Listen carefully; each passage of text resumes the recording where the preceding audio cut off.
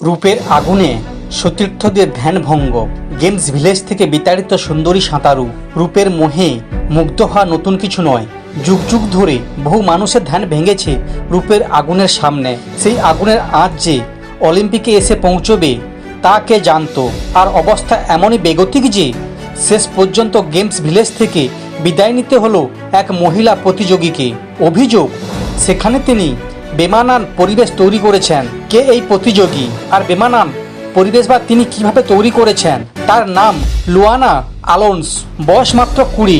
প্যারাগুয়ের এই প্রতিযোগী সাঁতারের জন্য পরিচিত হলেও আপাতত তাকে নিয়ে আলোচনায় অন্য কারণে। কারণ এই সুন্দরীর উপস্থিতিতে নাকি বাকি খেলোয়াড়দের মনোসংযোগ করতে সমস্যা হচ্ছিল। শোনা যাচ্ছে গেমস ভিলেজে ছোট জামাকাপড় পরে ঘুরে বেড়াতেন তিনি। অন্য অ্যাথলিটসদের সঙ্গে একটু বেশি মাত্রায় ঘনিষ্ঠ হওয়ার চেষ্টা করতেন। লুয়ানা অলিম্পিক্সে সাঁতারে 100 মিটার বাটারফ্লাই রেসের ফাইনালে উঠতে পারেননি। মাত্র 0.28 সেকেন্ডের জন্য হেরে গিয়েছেন সেমিফাইনালে। আর তারপরই সাঁতার থেকে অবসর নিয়েছেন তিনি।